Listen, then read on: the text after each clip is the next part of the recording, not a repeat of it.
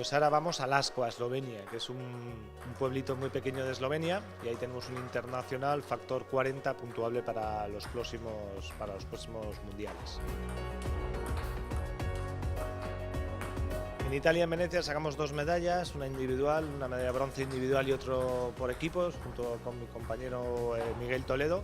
Y ahora vamos con la misma intención de llegar mínimo, pasar el corte y pasar los cuartos de final, y a ver si en semifinales conseguir también una medalla mínimo de bronce. Va a ser duro porque ahora es un torneo un poquito más duro que el de Italia, vienen jugadores de todo el mundo. Será complicado, pero la meta es esa, conseguir una medalla mínimo de bronce.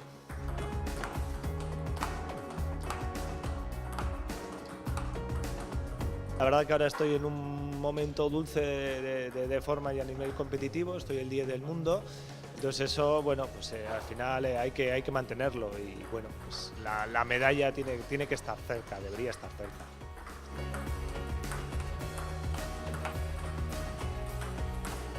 Es un torneo que nos gusta, es bastante cómodo, no es un viaje muy largo y es un viaje donde además vienen deportistas de todo el mundo, por lo tanto es muy fácil sacar puntos, o por lo menos tener alcance, porque cuantos más jugadores haya y de más nivel, consigues más puntos.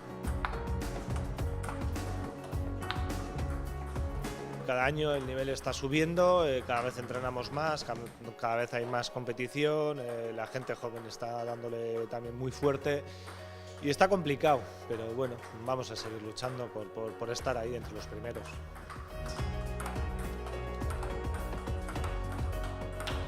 Hombre, queda, pero bueno, es el siguiente objetivo. Cada temporada es un mundo diferente, hay que ir pasito a pasito, pero la última meta es Tokio. En Río me quedé a un puesto, incluso estaba esperando una wildcard que al final nunca llegó, pero bueno, estaba ahí por unos resultados bastante dudosos del equipo chino. Finalmente me quedé fuera, pero bueno, ahora las cosas están yendo mucho mejor, estoy más arriba en el ranking, ahora dependo solo de mí mismo, por lo tanto, bueno, el camino de momento está más fácil que hace un año, pero aún queda tiempo y días de esfuerzo, muchos días de esfuerzo y entrenamiento.